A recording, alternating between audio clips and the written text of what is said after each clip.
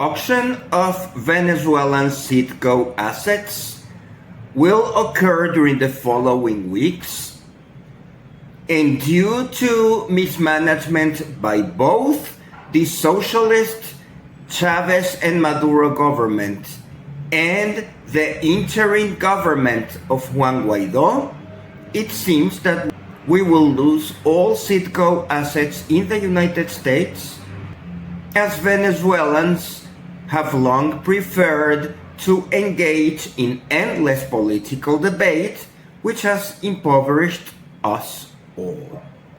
However, if Venezuela was able to build Citgo in the United States, then we will be able to build something comparable to Citgo here in Venezuela during the next few years, especially taking into account that Chevron Corporation is helping us. Somehow we will manage to get ExxonMobil back into the country. We will initiate conversations with Shell regarding our common projects in Paria Peninsula gas fields in coordination with the sister republic of Trinidad and Tobago.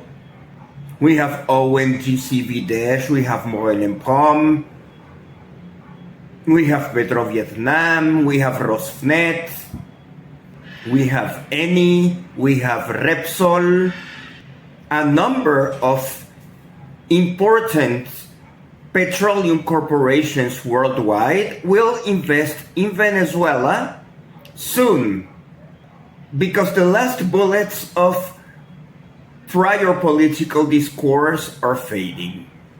Elections have been settled, Citgo will be auctioned, and calls from Marco Rubio and Donald Trump's invasion of Venezuela, as announced by Maria Corina Machado, are idiotic. And unfortunately, the Venezuelan government and military are taking this as an excuse to entrench the military power and repression for protests. It is not a wise move for the Venezuelan opposition at this point to send people for protest, because you have rich leadership either in exile or in convenient clandestine apartments, sending poor citizenry to protest, as was the case of recent La Vega Parish activist who has been jailed, and the government is telling that she is a terrorist, while her community says that she is just an activist, but since she has support of opposition political parties, she is immediately labeled and processed as terrorist. However, it is not wise to go to the streets on a protest if you know you will get to jail, because such is life in authoritarian regimes. If we want Venezuela to become something preferable than an authoritarian regime, we must find ways to understand each other. Because if the opposition becomes radicalized, the government also becomes radicalized, and we are continuing this vicious circle. It was widely predicted by past candidates in the elections that Maria Corina Machado was not a good idea because she is so divisive and extremist. She wants to take everything, and she wants justice and punishment and separation of good and bad. And that has only entrenched the government, creating this unnecessary controversy of who won the elections, as both sides claim victory. Of course, nothing was settled, and there is no proof in Venezuela if her chosen candidate actually could have got more ballots, as those proofs are in Panama. The case didn't work out. And the Venezuelan citizenry is not pleased with Machado's recent call for not concurring into municipal and regional elections, as we have very few opposition mayors and governors, and we could have had a lot more if there hadn't been that call for abstention. However, this is settled. We will have the current authorities for the next 4 years, and business must continue as usual. But of course, the government wants to take this moment as a national unity against the military of the government, against a United States invasion. And that's not gonna happen. There are Venezuelans who want United States presence. There are other Venezuelans who prefer not to have any United States presence. And the ideal situation is probably what we have right now, that we have some companies from the United States that are doing business with Venezuela in compliance with all United States restrictions and sanctions. It seems unlikely that the United States will drop bombs into Venezuela when they have Chevron extracting oil needed for Gulf of Mexico refineries. I think this is all Trump and Rubio loud speak, and we must prudently wait meeting with Vladimir Putin in Alaska later this week, because Vladimir Putin has the power to move Venezuela's pawn on his chessboard as he pleases, just as the United States would like to as well. So if Venezuela doesn't want to be a pawn of Russia or a pawn of the United States, Venezuela better develops its oil industry in terms that are convenient for United States and France and Indian multinationals that are ready to help us, as they have a global mentality and they want to have spaces in South America and other oil-producing regions in the planet. In a multipolar world, this rigid idea of nation-states, such as the well-defined borders of America as defined by Donald Trump, or the small borders of little countries like Venezuela and Colombia and Peru and Guyana, who love to consume their populations in pointless border disputes, that doesn't make any sense. We turn now our attention to Colombia for two reasons: expressing sorrow for the death or assassination of presidential candidate Miguel Uribe Turbay, who was shot 2 months ago at a meeting. He was hospitalized, but he passed away yesterday morning. It is very unfortunate to see Colombia going back to the dark days of former presidential candidate Galán, who was also shot during electoral campaign. Reactions on social media are hateful. When you use social media to express hatred, that is not that different than explicit violence that kills people, because you are providing other communities a disgusting standard of living, of constantly having to defend themselves from accusations. There is no evidence that the government of President Gustavo Petro ordered such assassination. Political violence in Colombia, unfortunately, has happened during decades. We thought it had ended, and now we see that it has not ended at all. And further south, you have Peru claiming an island on the Amazon River, which is supposed to belong to Peru, or it's supposed to belong to Colombia. It seems that the Amazon River is changing its course, and that would privilege Peru as it would give a few extra square feet, and that is pointless. My road and pipeline project that encompasses most of South America actually passes near that zone.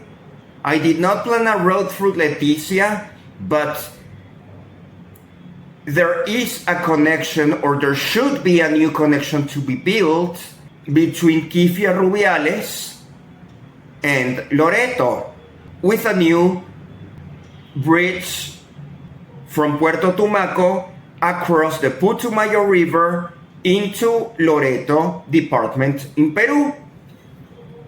That is not exactly the same location where the border dispute is, but it would be a major infrastructure project that would involve the Amazon region of both Peru and Colombia, which would foster international investment in both countries. It would foster construction of clinics, of high-speed internet, tourism, jobs, education, and many other downstream enhancements to local life. It was very disgusting to see ousted President of Peru, Pedro Castillo, asking for war and trying to involve Brazil and Chile. Why would either Brazil or Chile get involved in an Amazon war with Peru? Brazil is the least likely to get involved into war. Brazil has consistently helped both Venezuela and Guyana to peacefully solve their Essequibo disputes. And this new trouble that's happening between Peru and Colombia actually would provide a note of congratulation for both Guyana and Venezuela, because it seems that the Essequibo dispute has lowered its tone a little bit. Vice President Delcy Rodriguez recently went to The Hague in the Netherlands, to the International Court of Justice, with legal documentation supporting Venezuelan case, which is perfect. I am sure Guyanese are actually happy that it happens, because Guyanese have always asked Venezuelans to prove their case in court, and that's what we are doing. But now Peru and Colombia want to go into war.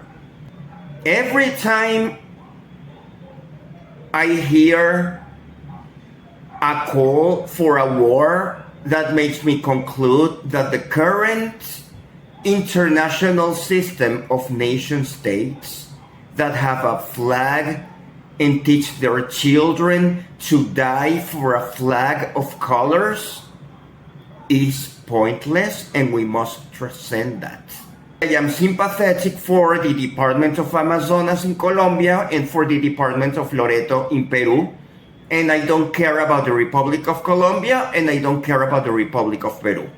Capitals of countries usually tend to take away power from the regions, and the regions are the ones that suffer the consequence, with erosion of their mineral resources and very little investment in social projects, while the upper classes in Bogota and Lima are well off. Same can be said, of course, about Georgetown and Caracas, but we're giving Guyana and Venezuela a break today. In any case, political campaigns in both Peru and Colombia will start soon. Martín Vizcarra, ex-president of Peru, wants to run. It looks like he has legal problems. However, in Peru, most ex-presidents either commit suicide or go to jail or face terrible public opinion tragedies. In recent history, no Peruvian ex-president has led a post-presidency stable life, which is very unfortunate because Peru has done great economic progress and business consensus suggests that economically Peru is being managed wisely, although politically deficiencies persist. However, there are 1 million Venezuelans living in Peru. After Colombia, Peru is the country that has received most Venezuelans. And we have not heard that much xenophobia recently as we used to. So it sounds that Peru is not doing bad at all. I cannot take sides for the troubles of Colombia and Peru in remote areas of the Amazon region that are not taken well care of. Well, it looks like in the Colombian side, Leticia is a thriving city, and so is Aratinga in Brazil. And the Peruvian side is not that developed. Why don't they make a tri-national area, just as we could between Guyana, Brazil, and Venezuela, between Santa Elena, Guairén, Lecem, and Boa Vista? Perhaps we should try to use tri-junctions of countries as forms to mitigate conflicting areas. Brazil, Argentina, and Paraguay have established a number of hydroelectrical facilities for energy, and as a result, those three countries are well integrated into Mercosur. It remains to be seen if in the tri-border between Mexico, Guatemala, and Belize, which is close to tourist and petroleum spots, could also rearrange relations between those three countries that look so far apart in their own regions or in their own mentalities. And my final reflection for today is going back to the Venezuelan extremist positions, where you have calls for immediate invasion and no petroleum production. And as you know, I am completely against that, because I am for the return of international petroleum production into Venezuela. But also I am not pleased with communist propaganda that wishes to develop an extreme anti-imperialism, assuming that the United States military will just come into Venezuela to bomb and invade and topple a government out to put another. That doesn't sound reasonable. That doesn't sound likely at all. Venezuela's relations with China, Iran, and Russia are strong, and there is contention from that side. Both extremes are terrible. Social media is highly responsible for this global mess. Because if you are a hardcore extremist on the left or on the right, your views will be boosted by algorithms so that they get exposure, likes, and hates, which will in turn make other users of social media addicted to platforms, and therefore they will be able to consume any products sold by such platforms. Moderation, stability is what is actually sought by financial markets, petroleum markets, energy markets, and it looks like most successful businessmen are not particularly involved in social media, with the exception of Elon Musk. And even Elon Musk might be realizing that he went too far, as he provided too many resources to Donald Trump, but Elon Musk was unable to explain wisely to the American administration that tariffs will not work. And now Elon Musk is stuck on artificial intelligence and going to Mars and a lot of investments that we are not sure if those investments are sound.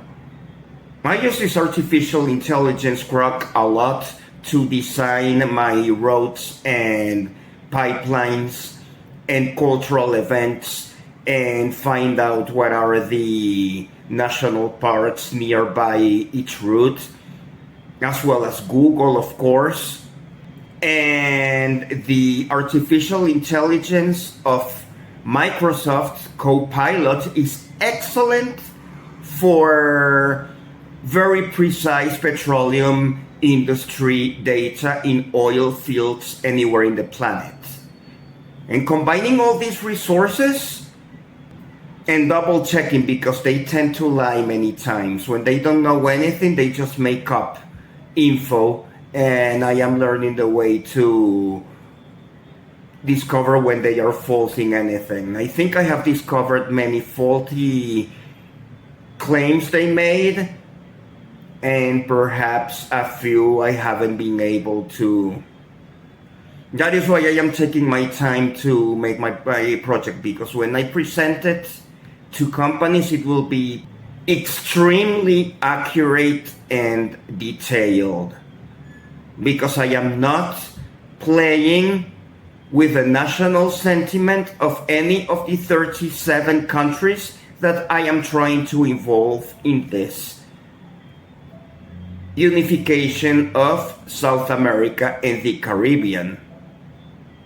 And of course, to unite South America and the Caribbean, we need Peru, Colombia, Venezuela, and Guyana to be peaceful and connect our oil industries with common pipelines. Guyana is expected to produce 2 million barrels per day of petroleum soon, within the next few years. Brazil is expected to produce 4. Venezuela, if we wanted, we could get to 10 million barrels per day. And it sounds like the market can absorb it, because every year there is an increase in demand. There were talks a few decades ago that demand of petroleum would decrease, and that doesn't seem the case. And South Americans don't mind a little bit of overproduction if it brings down the price, because it would be profitable for us anyway. Consumers will love us because we will be able to provide gasoline for them at cheaper prices. And the high cost producers maybe will have to find other sources of revenue, because South America must play big. It deserves it. as a geopolitical strategic shift of the planet that no longer can be at the mercy of United States backyard or Russian Empire extension for communism. We cannot be playing ping pong between extreme predatory capitalism and Marxist environmentalist communism that requires to give up any hope for economic progress.